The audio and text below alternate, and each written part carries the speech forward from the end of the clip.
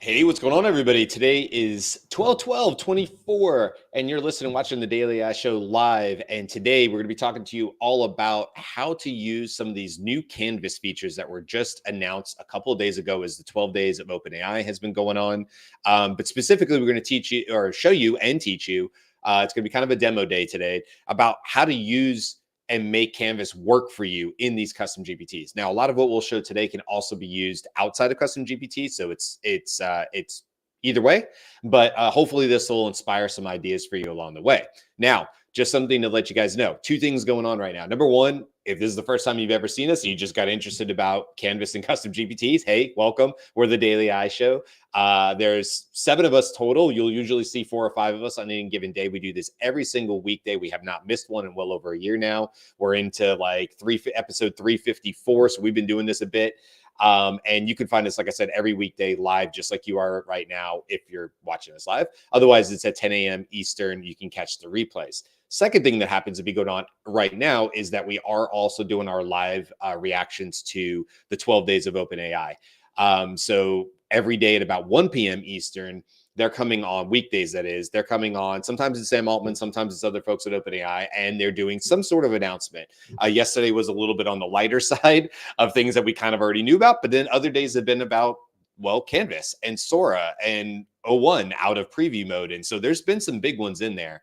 And we will be doing that today. We'll be doing that tomorrow. And then for the 5 days, Monday through Friday next week, next Friday should be day 12 of 12. And will we see, will they leave the best for last? Will we see GPT-5 or something crazy on next week? Will we see an update to DALL-E? That's something I'm looking forward to. We don't know, but you'll get our live reactions with that. And finally, just want to let you know, you can always go to the website, thedailyishow.com. You can track and watch all the episodes that we've done in the past.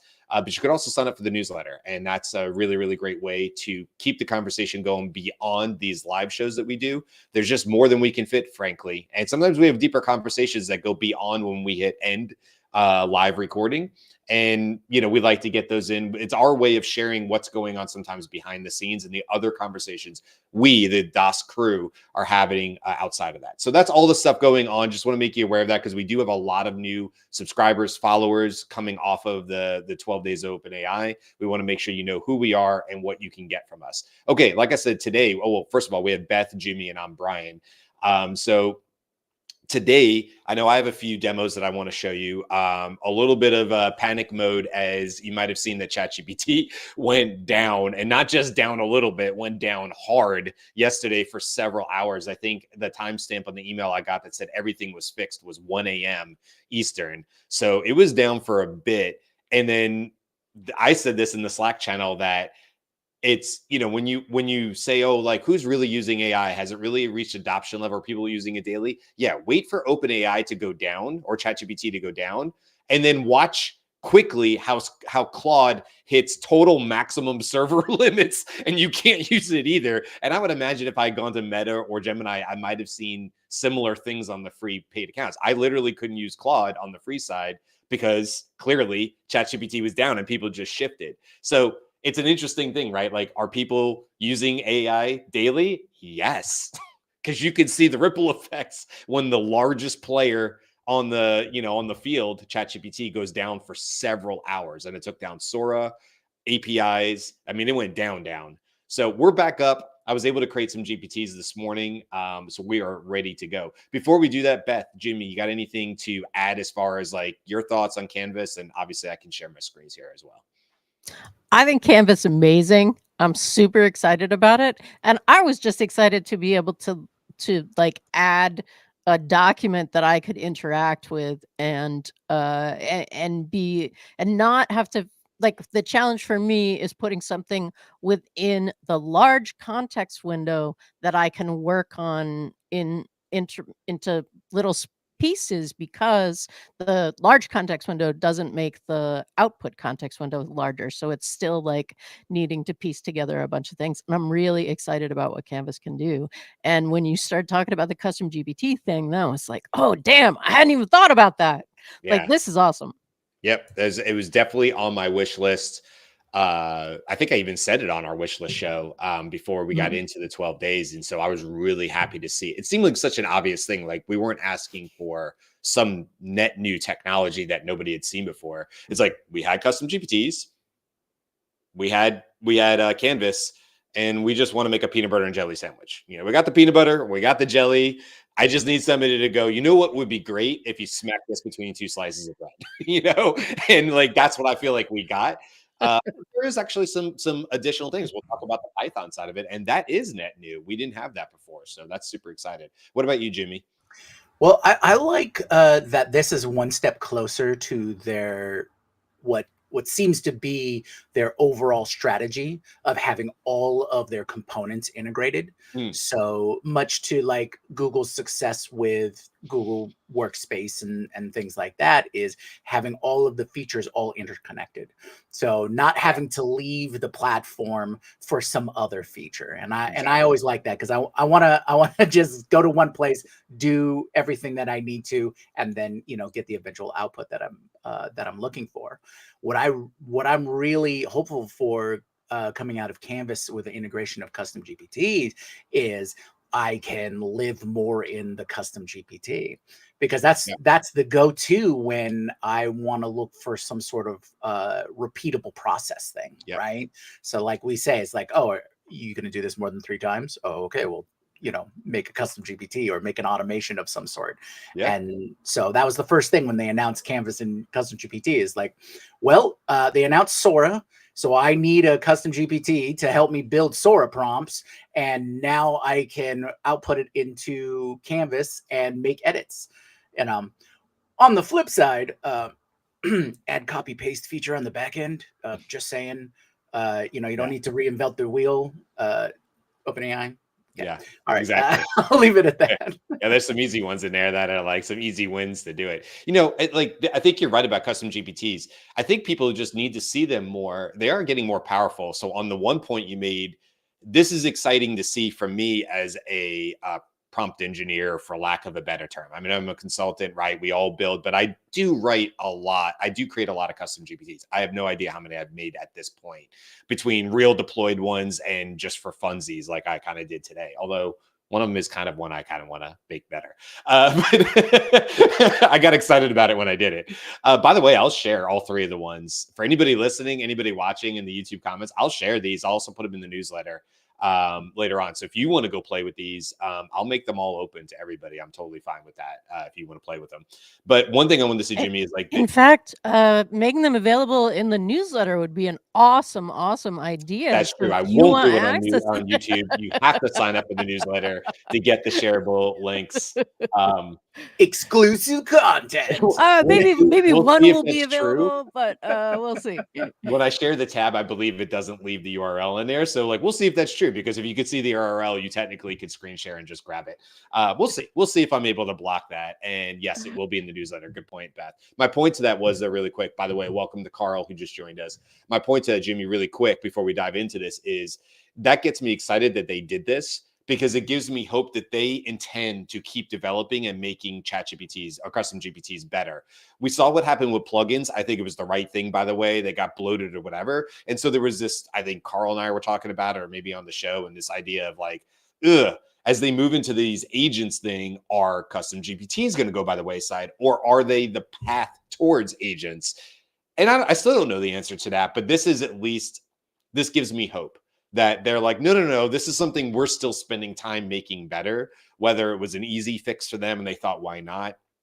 Or perhaps the engineers put more into it. But I was encouraged to see this for sure. And the other thing I'll just say is like, I really want people to think of custom GPTs as these tools, man. Like when you get up in the morning, at some point you walk into a closet or to a closet of some sort, depending on your house or your situation, and you say, what am I going to wear today? And that's highly dependent on the weather and what's going on. I'm not going to wear this hoodie if I have a major meeting with a major client. I mean, I'm not going to wear a hoodie if it's 95 degrees outside. There's choices that need to be made. And so you have clothes that fit the needs of what you're doing. And you have custom GPTs that fit different needs at different times during your workday. It's probably not that you're going to use all of them every single day. But as you'll see today, there might be one that you use once a week. And if you're going to do it once a week and it's going to be repeatable, just create a custom GPT and get that off your plate. Especially if you can lean on the expertise of an LLM while you're doing it. I mean, it really depends, so that's what I want to show today. I have 3 different examples, and I'll go ahead and bring those up on the screen now. And we're just going to walk through these examples first. Then after I show you how they work on the front end, then we will turn around and look on the back end into some of the prompting to show how they were done. And it's non-magic. It's pretty easy to do, but for anybody who's interested in learning how to do this with custom GPTs, I will certainly show you how to do that. So Beth, I'm going to share, give me one sec here. Heads up before you share a screen. Yep, I understand. Thank you. What's the name of Talk Studio? What are we in? Twitch? Are we in Twitch, Jimmy? What are we doing? Tangentially connected to Streamlabs Talk Studio, yeah. Okay, this is nope, that's not the one I want. Give me one second. Bet this is when you throw up the classic technical difficulties. Yeah. Please stand by. Yeah, I know. I'm so sorry, guys, because it's like here we go. We'll throw it. I know. Throw a ticker up. Subscribe. I have a few open. I'm not gonna lie, and I don't. Wait, yeah. Did I see it? I think this is it. This is it. Oh, woo! Okay. No, it's not it. Don't show it yet. Don't show it yet.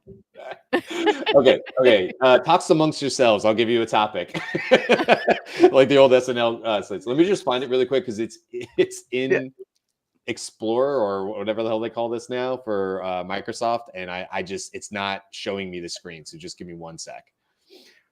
So while Brian's bringing that up, Carl, what is the latest news coming out of the AI field?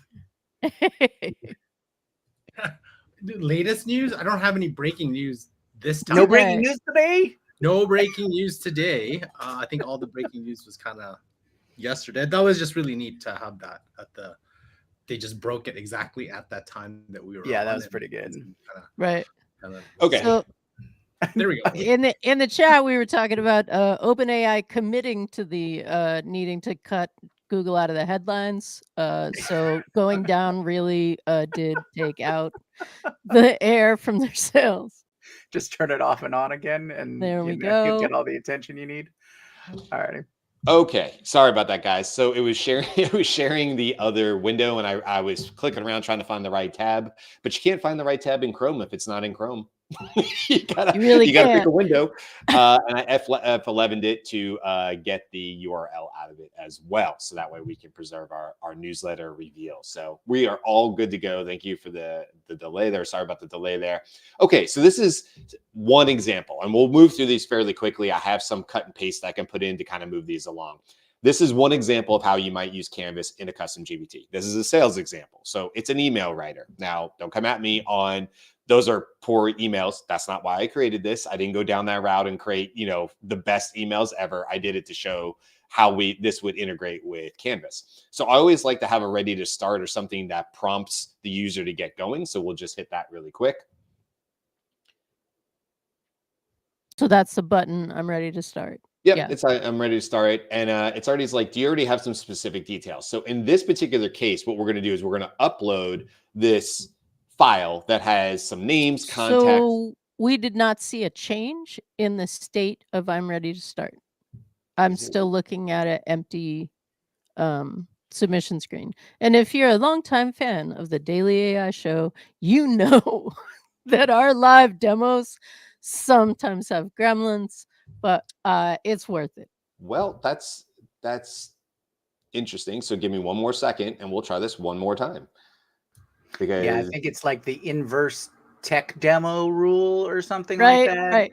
If you have a live demo, it inevitably try that because it should say that's great. There we go. There we go. Thank you. Don't know what happened the first time. All right, we're gonna do this really quick. We're gonna move along. So this is prospect details. That's all it is. It's a fake document. It has names, people, company names, right? So that would be like, hey, I have some of these people that I want to reach out to an email, and then I'm giving that to it. The only thing it has on the back end, you'll see it has a knowledge document. I use Asana that's a, you know, a tool for project management. And I use that on the back end as the company that I work for as the user. Okay. So we'll just hit enter to that. And it pulls in the information and it's analyzing it really quickly. And it's probably going to tell me like, this is an idea of what I found. Maybe. I was gonna say, it should not take that long. There's like 10 rows in there. Like, let me know if you can proceed with Sarah. Yeah, we're gonna start with Sarah. She's my first person. Let's start with Sarah. Okay. So right now we're just in a basic chat back and forth. There's nothing really new or different about that. So it's asking me like, what do I want to do with my email to Sarah? Like, what am I trying to do? And I'm going to just say one, which is scheduling a meeting to discuss how Asana can help stream her legacy. But it gives me some other options of what type of email I might want to send out. And I hit one and it's like, great, let's do that. And now you'll see here, it's like, now I'm going to draft it in a cold email in Canvas. Boom. So now it's opening up Canvas on the right-hand side. And it's giving me, because there's some new stuff here. And so what I love about this quick example is just simply saying that we don't need Canvas at the beginning. We had a file that went uploaded. We had some decisions that needed to be made by the user, what kind of email. That would actually get confusing to have it an inline editor on the right side of the screen. But when does it make the most sense to have the inline editor? Well, that would be when I actually have an email to edit. So now this is when it makes sense. Now this is when I want the Google Doc experience. And so what I can do now is we still have the CustomGPT running on the left side, but we can also make inline edits on the right-hand side. It's actually asking me to feel free to suggest some edits to share your thoughts on here. Like, what do I think about the subject line? What do I think about the opening and so on and so forth? And, you know, right at this point, I can say it all, well, no, we'll make an edit on it. I think the subject could be stronger. And then when I do that, it's going to go ahead and make an update to the subject line on the right-hand side of the screen, or at least it should.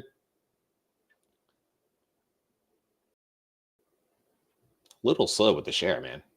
But there you go. It went and updated and made a difference on the right-hand side of the screen. And now we can keep going. The custom GPT still exists, right? So looks good.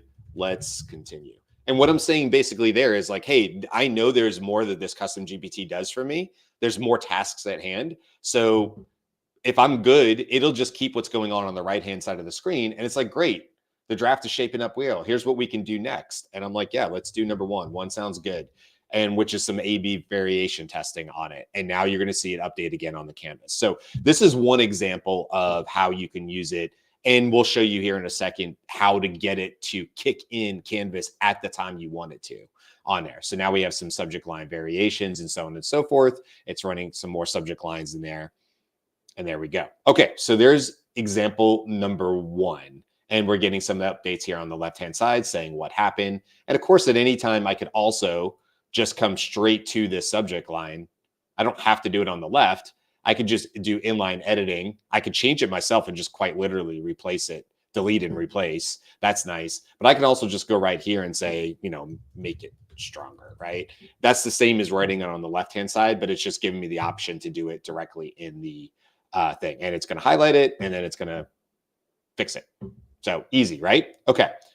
Let's back out of that one. Nope. Wrong screen. Wrong. All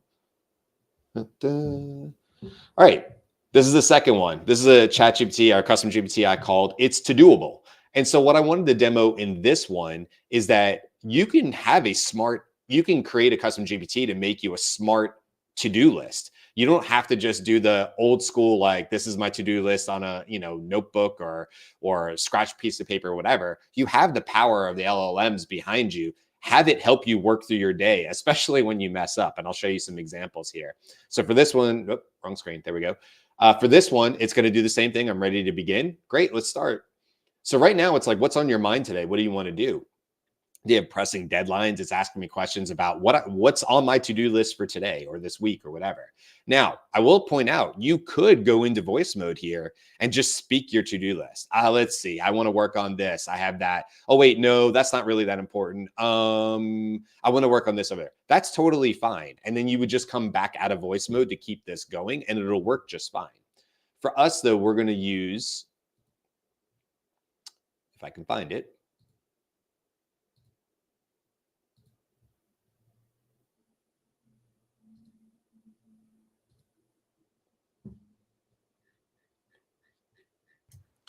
So just a reminder, everyone. Yeah, keep don't going. have too many tabs. No, Listen, Oh. I knew this kidding. was going to be I knew this was going to be a challenge for today. I'm just trying to pull up the. I just need to, because I didn't want to have to write the whole thing. Here we go. Okay. Yeah. Because I would say, although I probably could have. Okay, so this is all the stuff I have going on, right? Made up stuff. And it's like, got it. There's a great list to start with. And then what it does is it organizes it based on what it thinks my high, medium, and low priorities are. And it's like, okay, are you ready to go with this? And I was like, I could say, yeah, that looks good. I think you got that right. And so it's like, okay, look, based on what you just told me, this is what I think your high, medium, and low priorities are. And then it's got some suggested total points for gamification. I'm like, yep, this looks great. Let's do this. Let's create this to-do list. But again, we had some conversations back and forth first. Then we're going to create the to-do list. Right. We don't want to create the to-do list right off the bat. And boom, here we go right here. We have a cool to-do list. So now, like, prepare for the daily show. That's happening like right now, right? So I should be prepared for this with all my tabs. But as you can imagine, I could go right here and I can say, I did it. What a big exclamation point. And now you can see that it actually went ahead and marked it through as my to-do list. It updated it. Now, what it should be doing, and it does sometimes, but you can see here, it says points earned 5 out of 24. It's stuck right now because I haven't gone back and fixed the thing. It should be updating the points earned here at the bottom as well. So then you can go through and you can say like, oops, I forgot I have a meeting in 30 minutes. I need to prep now. Okay. So if we do that, it's like, hey, got it. That's coming up really soon. We probably need to, amend our to-do list here. Well, normally it does right away. Update it.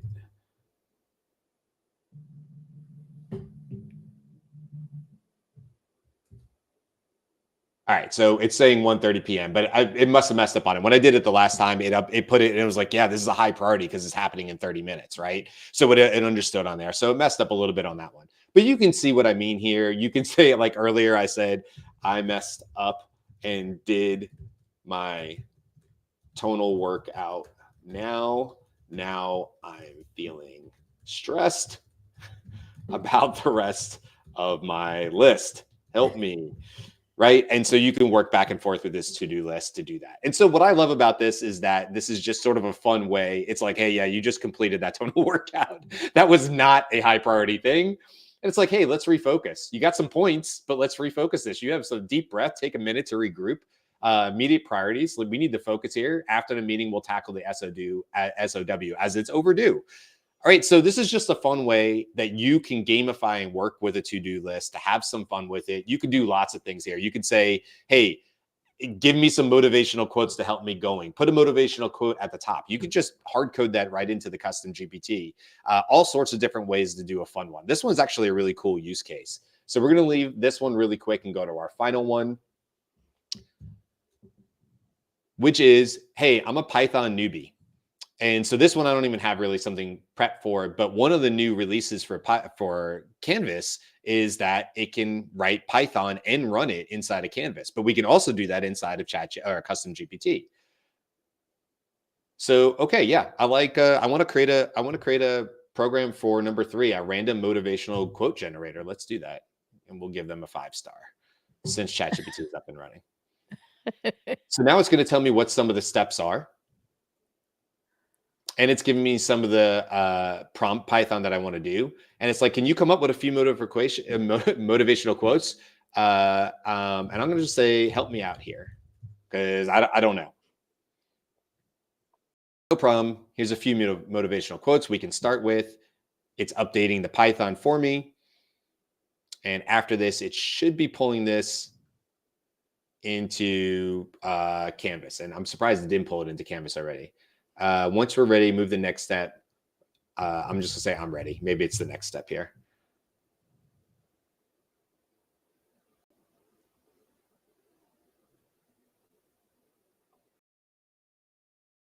And this should be pulling it into, yeah, here goes into Canvas. I was saying it's a little late in getting it. So it should have really probably gone a step earlier than that, but that's okay. So now we have the random quote generator. It's writing the Python. And it's like, okay, here we go. This code is ready to go. You can now run it. So let's go ahead and run it and see if it works. Here's your motivational quote. The harder you work for something, the greater you feel when you achieve it. So right away, we got a starting point. If I was trying to learn Python, this is a great, easy, like super simple little coding program for me to understand indents and things like that. But I could go as far as saying, like earlier when I was messing around with this, I was like, give me YouTube links, give me examples, you know, to do it. And it's like, yeah, okay, let's run that. It even ran into a code. And as they showed it in the example, it'll come up here and say like, oh, I ran into an error. It'll give you the suggested fix. You just say fix it, and then you run again. So it's like a light form. I mean, what? Claude has been doing this, but I don't know if it had the ability to run. Did it? Does Claude have the ability to run the Python? It does. Okay. So this is sort of like what Claude was doing. But now you can run this in a custom GPT and you can create your own little, you know, hey, Python helper based on what you currently know, which is the nice part about it. Or you could do it for your team too. But, you know, it's just an easy way to kind of get started with it. So when they run through those examples first, have a conversation about it, but then we can absolutely, as I reset, get the other tabs up to kind of show, hey, great, I see what you did there, Brian, but how did you do it? Where did it go into the prompting? And we can look at one of the examples of that as well. So I think it was really helpful to see, because we know that ChatGPT, it feels like, I want to find a way to say this, but we know that ChatGPT and Claude and Gemini all sort of are less helpful when their systems are stressed, right? So I'm not surprised that sometimes the Canvas wasn't launched and that you have to ask for the Canvas, because I feel like that happens sometimes when they're trying to, like Claude tells you, everyone's in concise mode now. There are no elaborated answers, right? And so it's helpful to go through and see what you need to do with that.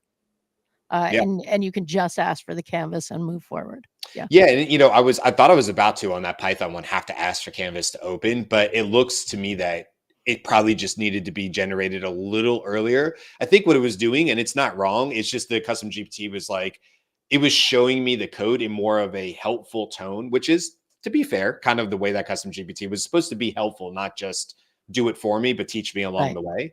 So I think it was showing that. And then it was deciding, look, I think this is where we need to switch over and actually start running things. So not technically wrong. I was just thinking, ooh, this is seeming later in the process. So that's something we could fix though, immediately in the prompting. No problem at all. Nice. What else? We got any other feedback on it before, you know, obviously I can share the other screens and show what we did. I mean, overall, I think those are fantastic examples, you know, for everybody's everyday use. I think all of those examples are going to be really great, especially for the Python one, if you want to get into a little bit of the coding sphere, because that's been very popular recently with tools like Replit and Bolt and, you know, Cursor and things like that. It's like, oh, well, let's try our no code hand at it. It's not there, by the way, but you know, you can get there, and definitely as an educational tool for self-edification and things like that. So I really like that. And I can see everybody using the to-do list, especially in voice mode. When you mentioned the voice mode part, I was like, yep, that will make me use it. I'm a terrible typer, so voice mode has always been a godsend for me. So, and how quickly do you think you could get any one of those up and running, just to give a framework for people who want to like make their own or try their hand at it? Each one of them probably took me less than 10 minutes to create, but I have experience doing this. And I'm not trying to pat myself on the back. I'm just saying, like, I am used to doing this. And so there's certain things that I know I'm going to have to build out. However, I will say this, you do not have to write code prompting from scratch. If you don't know how to do this, just go to 4.0, open up a new prompt, like not a custom GPT, just regular old ChatGPT, and be like, I would like to create a custom GPT that achieves 1, 2, 3, and 4 things.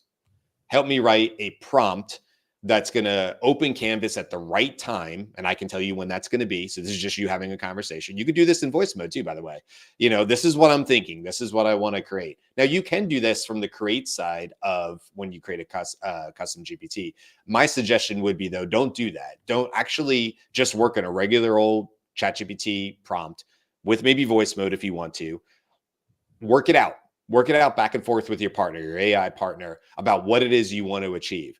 ChatGPT will actually write the prompt for you good enough to get you started, and then you could always iterate on it. Or if you want to get fancy, you could take it over to Claude and use the Anthropic console, and it will improve the prompt for you to a high level, a really reasonably high level. And then you can work on it from there if you want to. But you can certainly iterate on it. Also, very meta, you can create a custom GPT to help you write custom GPT prompts. And so that's doable as well. So, they're not hard. They're just writing it. To me, it's no different than trying to write an essay in school or something like that. It has its pieces and its parts, and it has its intros and it has its outros, and it has the meat in the middle of the sandwich as they teach the kids, and stuff like that. And you just got to work your way through it. And by the way, there's no one right way to do this. Beth writes differently than I did, but we both came from the same school and started at the same place. And prompting has evolved. What I learned to do as a prompt when I was teaching the prompt course with Beth over a year ago now is not the same way I prompt today. But that's because the language models have gotten smarter. And so what I used to have to break down into 5, 6, 7 steps, the model is now smart enough to go, I see where you're going with this, and I will stop in between these steps. But I don't have to put like a hard break in the prompt that says, do not move forward. And you used to have to do that. You don't have to anymore. So it is getting easier. The prompts are actually getting less complex, and they're able to handle more complex situations. So they're definitely getting more efficient along the way. And I know, Beth, you've talked about that as well with, your style of prompting, and we all have our ways of doing it, So Justin asked in the comments that just to verify that Canvas doesn't seem to be available on the mobile app. I actually just tried to open a Canvas on the mobile app, and as I posted in chat, it just gave me a nice photo of a blank framed canvas. So I'm going to say, yeah. Not only does it not can you not do it, it doesn't even have it as context. Like that can't possibly be what you want. It just wouldn't work. I mean, I'm sure there's some way to make that work on mobile, but really it is a left and right screen type thing. And I would find it, unless you just wanted the Canvas side of it and you were going to do all your inline edits on Canvas, I see that. But it's really not, I wouldn't say the value of this is in that. I would say the desktop version, but I haven't used this in desktop yet. So I don't know if it's comparable or not. I have Windows, so I'm not really using the desktop as much. Yeah, it's gonna be the exact same thing because the Windows version right now is essentially a wrapper. Yeah. So, okay. Yeah. So it should look the same then. I haven't done it, but that sounds right. That it should just look the same on it. So show us the back end. Yeah, let's look at that. Let's look at what do you think? Email writer, it's to doable, or the Python noob? Which one do you want me to open? Let's Email do the writer. doable. To doable. We'll email writer first. It's fine. And then we'll do doable. Well, that's the one I want to use like right now is the to doable because I just want to be able to say, I have a billion things to do. Order them in terms of what you think will take the least amount of time or what's the highest priority or ask me what the highest priority is going to be. And then I'll tell you, Jimmy, just because you're talking about using the voice mode, you do have to come back out of voice mode. So basically you use voice mode to be able to quickly just, blah, blah, blah into it. But you don't want to stay in voice mode because you don't really want Sky or Breeze to be trying to run that custom GPT for you. It'll be weird and you're not going to see the canvas. So you have to like end the conversation. That's the only maybe slightly weird thing about it. It becomes more voice notes as opposed to voice conversation. And you'll and exactly right, because like I would say all of that in there. I could have just said everything I wanted to do on my to-do list, and then I just hit end conversation. But that just means that it says you ended the voice message, and it's got all of the transcript in there to keep running the custom GPT. So it works either way. I used it earlier. We won't get into prompting 101 here, but you can see some obvious things in here, from what is it called to some of the context. What are some of our objectives of this prompt? Here's some of our instructions. And you can see this is where it's working through what we wanted it to do, along with some examples along the way, so that we have an understanding of like how we're going to work with Sarah here. And then you can see right here, switch to Canvas. So I'll switch to Canvas in the So example. you've Go ahead. just gone through the 3 tasks. Mhm. What you've formatted it in is Markdown. That's what those hashtags look like. Correct. Okay, and now you're on task 3. Go ahead.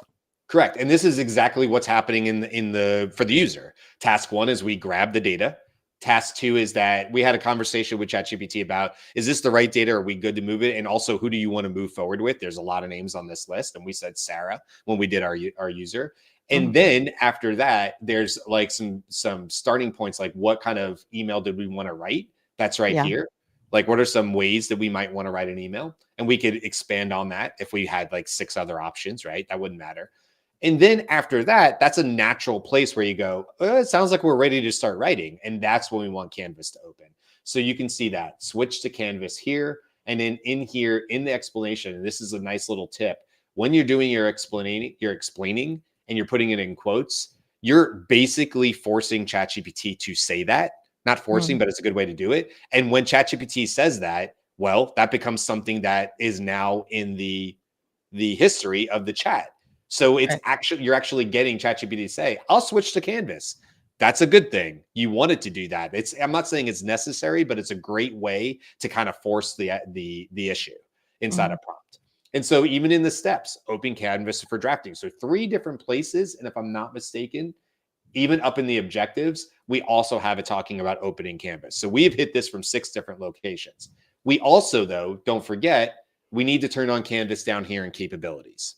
Yep. So you have to have both. Now, could I just turn on Canvas down here in capabilities and make no mention of it here in the prompting? Yes, but I can't guarantee when it would happen or if it would happen at the spot I want it to happen to. And that's key. You're the controller here. You're deciding the fate of the user through this process. And so I want to determine for the user to give him the best user experience when I want Canvas to open. And it's really that simple. There's nothing fancy in the prompting or anything like that. We are simply telling it to switch over to Canvas. You prompt user in Canvas. Here's the initial draft, so on and so forth. We're refining the email. You're going to see more references to Canvas along the way. Basically, we've taken out any of the ambiguity inside prompting. And one of the first tenets of prompting is be specific, be clear about your intentions. Do not leave things open to interpretation when you're writing prompting. You will get interpretations. You'll get creativity in there. And so if you want to work against that, be very specific with your examples about what great looks like on the outside of it. And then we have our tasks, our A/B variations, and that's where this particular task ends. If we look at it's to doable, it would be this one. Sorry, Beth. So what you were talking about was no problem. Was the difference between writing a custom GPT for yourself, where you might not put as much instruction in it in terms of like offer this to the user because you're the user. But when you're writing it for somebody else, that is an amazing example. And that's a ton of what Brian does. So yes. Yeah, it is. And so that's exactly right. If these are internally facing, if they're even for your team, you can get away with some really like, you can shortchange it. Like my team knows I don't have to be polite or pretty to them or like, I don't have to like fluff them. Like, you know what I mean? Like you just like, they're going to go in, they know exactly how to use a GPT because most likely they've used it 20 times before and they're just trying to get to the answers, right? So it's a much more streamlined result. Conversely, if it is forward facing, if this is a publicly facing, yeah, I want my goal as the creator is to create an amazing user experience. And that means I need to hold their hand. If at any point the user goes, wait, what should I do next? That's a failure on me as the prompter. And so that's something you want to go back and iterate on. So yes, the simple things like I'm ready to begin or I need help. I do that a lot of times. I need help with this. And if I do that, that's simply a document on the back end that has the instructions. And it will feed those instructions back to the user that says, hey, no problem. This is what you should do next. So yes, Beth, it's really, really important to obviously decide where this GPT is going to live and what its intended purpose is. If it's for you or your team of 5 or something, don't worry about security protocol. I mean, just do it, right? Write what you got to do and make it do the thing you want to do. If it's forward facing, yeah, you should definitely be of that user experience. So don't have to get crazy with this because it's going to be a lot of the same. In our workflows, we have it asking for Canvas. Let's see, we have our task 1, our task 2. It's talking about breaking things down into high, medium, low priorities. Remember, we had examples of that. Transition to Canvas for the to-do list management. And that's where Canvas is going to open up. This is where I need to go in and make sure that it has a better understanding of updating the remember you saw it did not update the master points in there. And so that's something I would have to go back in here and just get clear about and say, hey, when you strike through, that's exactly when you need to go to this thing. I may even need to make it its own subtask that has nothing to do with user involvement. And it's its own task that basically says, when this happens, you do this. You take the point value from the strike through. If it's a high priority, it's 5 points. You add that to the total and you update in Canvas the total points that's at the bottom of the whatever, right? And then I would give an example of that. If the points were 5 out of 14 and I completed a high priority item, they're now 10 out of 14. And so the intended result would say total point value 10 out of 14. And I would give it an example of doing that. That's it. Really straightforward. It's not, look, there's a lot in here, but it's a lot of the same stuff. Every task is set up the same way. Explain it. What are the steps? What's an example output? Next task. Explain it. What are the steps? What's an example output?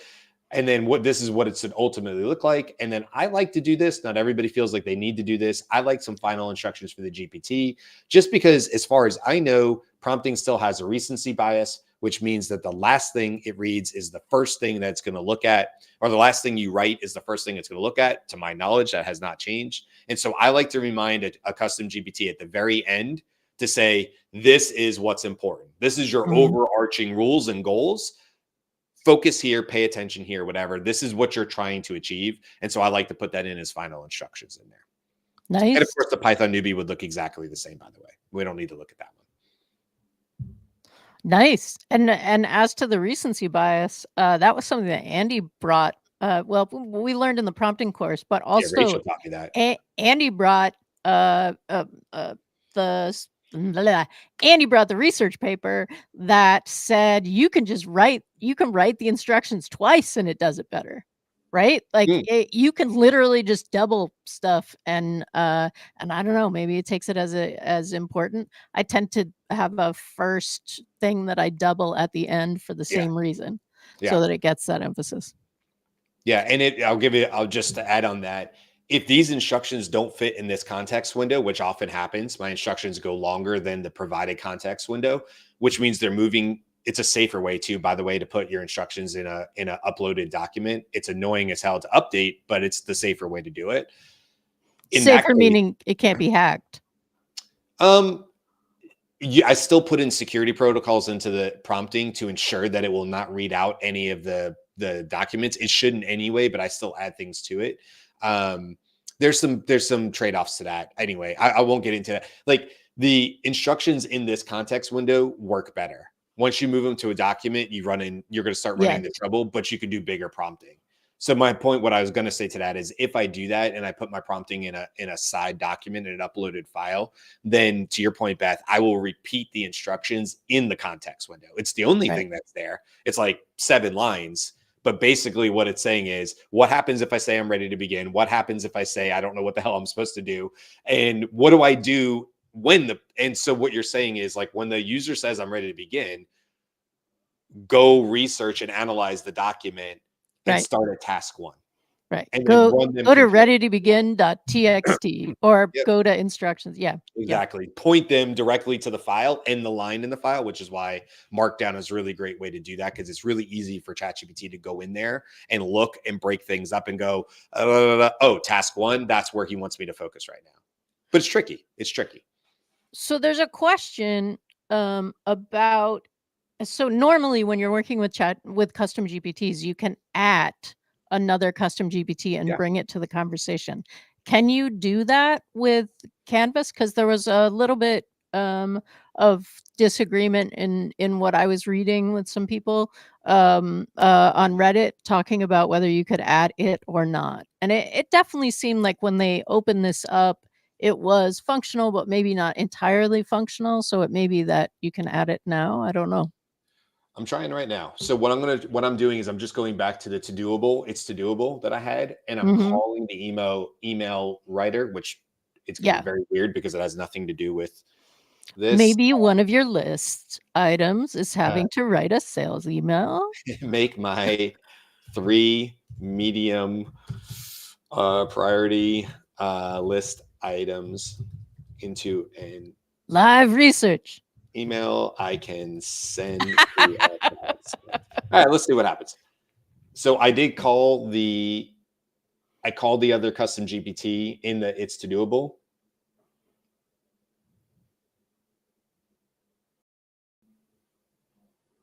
So when you're doing it not with a canvas, you see like there's a you see that you're talking to the new name of the custom GPT. Like you have a visual indicator that you are having that conversation. Jumi, you are muted. Yeah.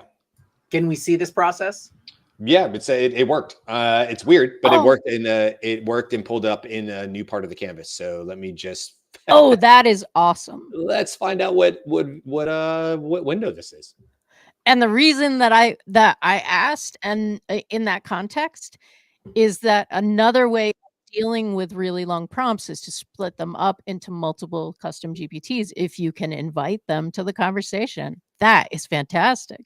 Yeah, you can. This is a totally dumb Yeah, no, I get it. example because it's we're writing emails off of that. But you can see here, make my 3 medium priority items into an email I can send. It did in fact pull in the other custom GPT. And it says I've drafted an email based on your medium priority items, emphasizing streamlined workflows and project management. It's saved in Canvas for easy reviews. And so that's right here. And I would imagine if we just want to get back to the to-do list, we just click back up here to bring the to-do list back up. Or we can switch back over to the other custom GPT and work on that canvas. So it's not like this one replaced or appended the other one. They're both here as like pages.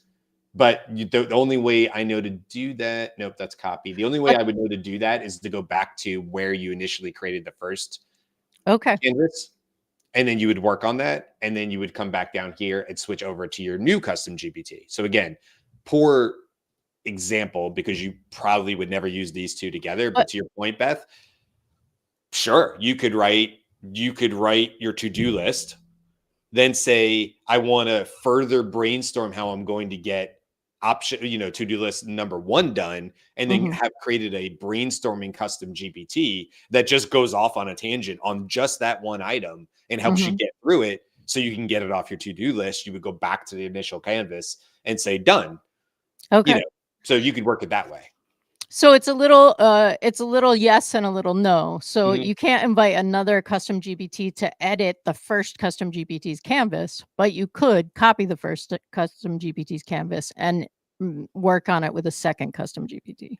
Yeah, it looks like, I think, yes, it will pull information from that conversation to make the next one run in Canvas. But it's a little weird because like it should have asked me for who are we trying to draft this to, right? Like it kind of jumped over that and put it right in Canvas. But again, that might have more to do with how these were set up than the fact that they would or wouldn't work. Right. Cool. Well, this has been incredibly helpful. Thank you, Brian. Yeah. This is what I geek out on. This is fun for me. And so like, this is because I get so excited about what custom GPTs can do, and Canvas really does. I mean, I think you saw 3 different examples of it. Canvas really does add a lot of punch to custom GPTs. And so I'm glad we did this show because I wouldn't want that to be like missed, as like, oh, so what? It's like, no, actually there's some value here. What it does is it makes you think from the beginning about what's the intended purpose of a custom GPT, and then deciding whether Canvas plays a role in that. Now, we didn't even get into the already baked in editing features of Canvas because we would have gone on, and it would have been a training video more than anything else. But don't forget, in the bottom right corner, you have that little pencil icon. And so anything I was creating in Canvas, whether it was part of the designed tasks of a custom GPT, I could have said, made this a high school level. I could have said, polish it up. I could have said, give me more example. You know, like those are all baked in editing tools. And so I could have totally stopped working with the custom GPT side, made all sorts of edits on the canvas, and then immediately on the left-hand side, continued my process. And it would have had no issue with that because it's making the live updates to that document. And that's the biggest deal. Prior to this in a custom GPT, you would have had to been doing all of this with revisions inside the same chat thread. And it totally different experience. Very confusing. What was my last draft? What's my last update? So this really does make a big difference, at least to me. And don't forget, if you sign up for the newsletter this Sunday, you'll get the back-end information and access to these custom GPTs. Yeah, I'll share the for better or worse. I mean, they're in the current state that they're in, but if you want to play around with them, and I can probably share the, you know what, in the newsletter, I'll share the prompting as well. If people want to start from some starter prompting and create their own, or jump off from where I was or whatever, it's, you know, better than a blank page. So if you need help with the prompting, I'll help with that in the newsletter as well. And we're talking about doing some workshops in the end of the year into 2025, and some of those will be on custom GPTs because we have an expert on staff. We have yes. I'm going to stop there. Hey, everybody. We are coming back at 1 o'clock today, 1 o'clock Eastern, 10 a.m. Pacific, for the next drop of OpenAI's shipments, 12 days of OpenAI. Today's what, day 6, 5? Day 6. Almost halfway. Well, after yesterday's PR Apple statement, hopefully today will be a little more fun. I felt bad for you, Jimmy, when I watched it after the fact. I was like, man, Jimmy just got back and this is what he gets for his first day. Yeah. I'm hoping that this was just their warm up so that I could get really jazzed for day 6. It'll be Sora 2.0 already, you know. Yeah, come back and find out with the rest of us. I won't be here today for that one, but join the rest of the crew, whoever could be here, to learn along with us, because I watched yesterday's as my internet was getting updated in the house, and I was laughing at Carl's reaction immediately. So I think it's more fun to watch us. I mean, it'll just be partial, but I think it was more fun to watch us do it because you're getting, I think, what's a real reaction to it. And, you know, I think Carl and you and Beth kind of calling it out immediately as like, what? Were you there, Beth? Yeah, no, but that was like, did it right. drop? What happened? Yeah, it was fun. I enjoyed it. I watched it and I enjoyed it. So I highly recommend anybody else coming back, because I think it's fun to see what a natural reaction would be to whatever the drop is, you know? So anyway, that's what's going on. That's it, guys. I hope that was helpful. Much more of a tutorial kind of show today, but sign up for that newsletter, thedailyishow.com, and I will reveal all on Sunday, 8 a.m. But you have to sign up before then. All right. Thanks, everybody. Oh.